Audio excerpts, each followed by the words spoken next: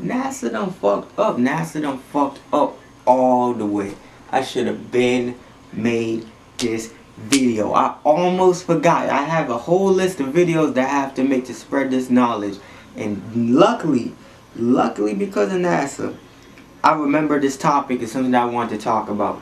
The origin of the universe, aka the third dimension. I know a lot of y'all think that y'all got how the universe started, and people talk about God made the universe, all promiscuous. People talk about Stephen Hawking and his Illuminati self theory. Rest in peace, Stephen Hawking, right? I don't give two fucks about him, his decrepit self. Talking about the Big Bang Theory.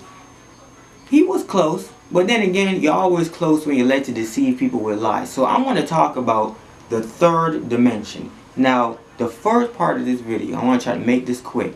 You got to understand that everything comes from the spirit world, right? There are about 7 different dimensions, 8, 9, around that, right? The fourth dimension is the spirit world, where everything is made of antimatter, aka etheric level matter. Antimatter is ionized radiation, which is when that thing gains electrons and so forth, and something crazy happens. But the main thing about antimatter is that it's a little less seeable than the atoms on a subatomic level, which is made subatomic particles, protons, neutrons, and electrons, right? So antimatter is like the thing that ghosts are made out of. Ghosts vibrate, and ghosts, poltergeists, whatever you want to call them, vibrate, and spirits vibrate on a level of exahertz, petahertz, exahertz, I fucked that up. It's exahertz, petahertz, yottahertz, and also zettahertz. I said that's not in the right order, but it's those 4, right? There's a level of hertz, right? So, on the electromagnetic spectrum. So, this is how it all started out, right? So, physical reality starts at, I almost said 432 hertz. Alright, hold on. So, physical reality starts at solid, liquid, gas, and plasma. That's physical reality, right? Solids is like this table. Liquids is like water. Gas is like steam, fog, when it's humid out. And plasma is like lightning, anything that glows like neon sticks, and fire, right? That's plasma. So, the universe originally started out in a void, right? So, we live in outer space, right? We live in space. So, space was created. Every object in the universe, I want you to not imagine it. Imagine nothing but blackness. No stars, no rocks, no planets, no meteors, nothing, right? Imagine nothing. You're in the middle of nowhere, right? The concept of space is the reason why I can move, right, in this video. Now, what's in space? We have atoms, which are molecules, right? I'm inhaling oxygen. It is like nitrogen, oxygen, and so forth that make up this planet, make up the air, right? And is even these subatomic particles, or pardon me, these molecules flying around in space. So, an atom is protons, neutrons, and electrons. The mass that makes up the atom is the proton and the neutron. The proton and neutron gives the form matter its mass, which has to do with its pull. So mass in equals mc squared, and the m has to do with pull and has to do with push, right? You know how Saturn's rings, it has all those things going around it? That's because they're attracted to Saturn, and they it's like a polaric pull. You ever heard the joke, your mama's so fat she has her own gravity? And it's like, remember in Family Guy when they put a thing on Peter and it starts to go around him? When you have a big mass in space, like a planet, anything will be attracted and pulled in by that planet's atmosphere, or it may just circle around it because it's the planet or this big mass is pulling it in, right? So that's how that mass works, the protons and neutrons on a subatomic level, right? So you have to understand that space is nothing but push and pull. Everything has an electromagnetic field, everything has mass, and everything's on the electromagnetic spectrum in terms of light, which is the C in E equals mc squared, which is energy equals mass times the speed of light to the power of itself, right? Mass and speed of light to the power of 2.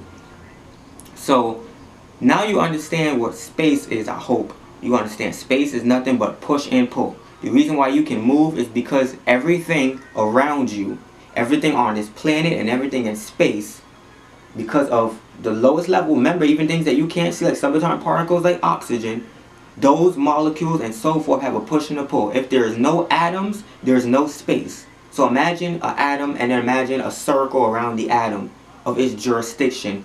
And that circle, if you come in contact with that circle, or like the atmosphere of the atom, like how I got the earth, it will pull you in and you'll be able to move within it, right? So a void, right, which is what I was getting to. A void, right, yeah. A void is nothingness, meaning there are no atoms. So if there were no atoms, no solids, liquids, gases, nothing, etheric, none of that. If there were no atoms in this universe, you would not be able to move, even if you were comprised of atoms. You know how when they make the video game and the characters in the T stance, that's literally how you would be if there was no atoms in the universe, in outer space. There'd be no space.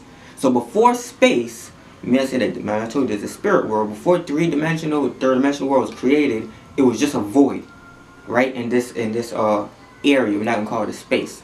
So if you were physical, you would not be able to move. So people saying that God created the universe, they don't understand God comes from the spirit world. So when and God did not create the universe himself or any of the gods specifically, it was more so spirit. Let's say us spirits. We don't know who specifically did that billions and trillions and trillions and trillions and trillions of years ago in the spirit world, right? But this is what happened. Spirits, this is how they created the third dimension. They created, like I say, you're in a void, so nothing can move. Which is already disproves the Big Bang Theory, because Stephen Hawking said space was created when two atoms, okay, where did the atoms come from? See how scientists and the Illuminati work? These people that they put forward to trick you? You have these two atoms. He says, right, this is his claim. The Big Bang Theory is that one atom here and another atom here. And remember that space is forever expanding, right?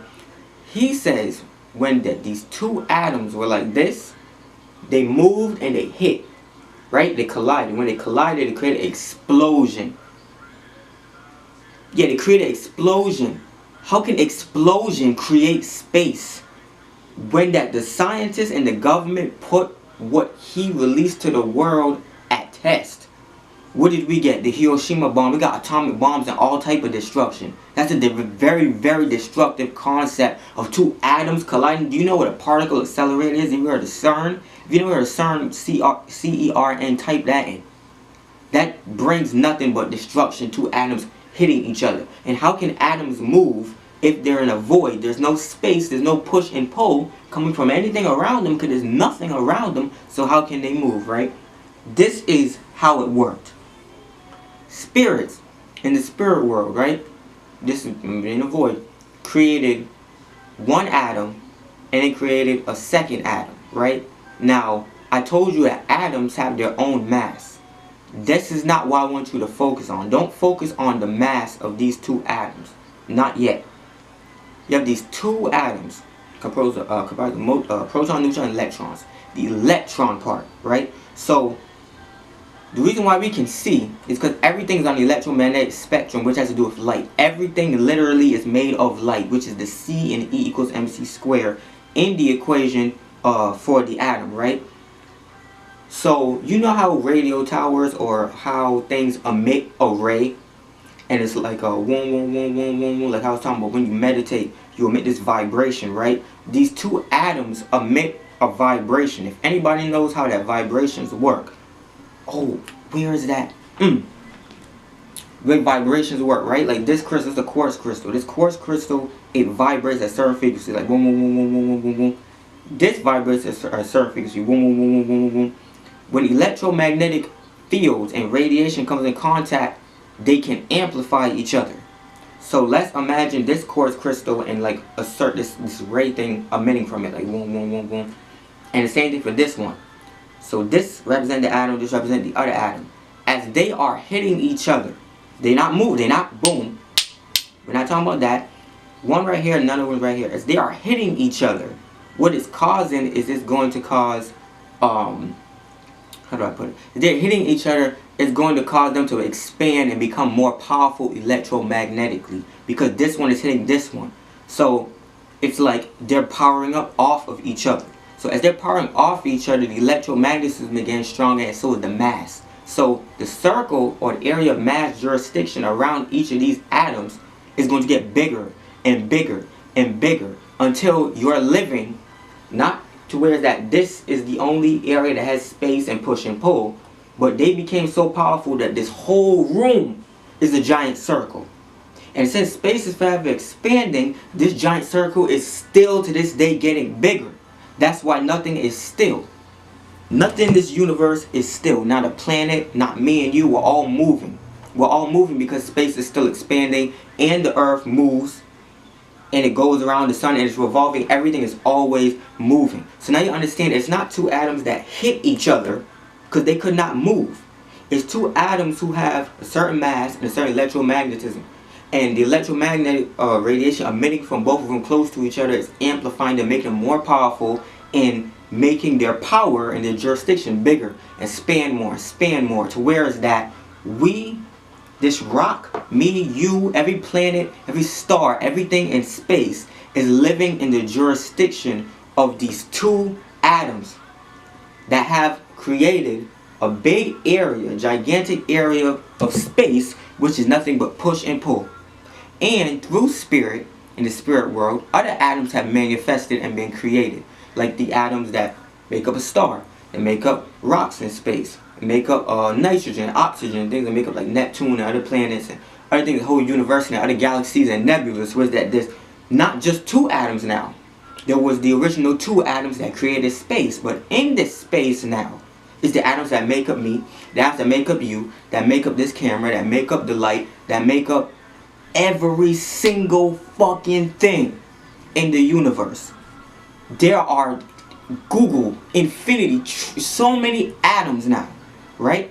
All of them have a push and pull, and that's why we can move, and that's how that space was created.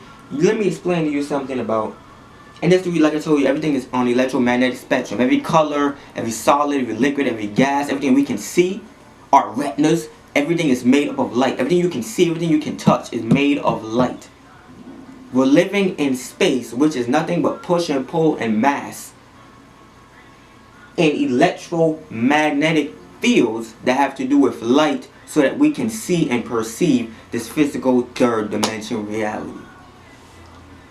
The thing about Stephen Hawking and Neil deGrasse Tyson, you gotta understand, these are not real scientists. I've met real scientists. I know actual people who make 6 figures, 5 figures, 5 figures. People go about 6 figures, right? Yeah, 6 figures who live in middle class areas who do cancer research. Actual doctors, actual scientists that actually trying to what's that site? There's a site, I think it's called nclh.gov or something. They put on scientific studies. And you know how they got biological anthropologists? Like, that's actual science. Not these people you're seeing on TV. You heard Bill Nye, he already came out as an Illuminati puppet, working for the elites, talking about gender as a spectrum. You gotta understand, people like Stephen Hawking and Neil deGrasse Tyson, this all planned, it all led to deceive you from the scientific truth. Because, let me tell you, science is a virtue of the self. You need a high IQ. My IQ is over 130. I'm gonna just leave it at that. That's the reason why I can explain this and why I understand this. And I am not the first person to learn this. There have been plenty of people before me. Socrates probably knew this, Aristotle, plenty of people before me who've known this. And there are plenty of people on this planet that still know and understand scientifically how the universe works. So that was just a video I wanted to make because I seen that bullshit with NASA talking about we living in water. No, space ain't solid, liquid, or gas. Space is the concept of push and pull from all of the subatomic particles around us and things that make up molecules, rocks, and every form of matter and everything that you can see and perceive and can't see with the naked eye. And I'm going to leave it at that. This is Native Boy KTA, aka Zoroaster, aka Neo the Digital. That's the previous name of the YouTube channel. And I'm out. Science.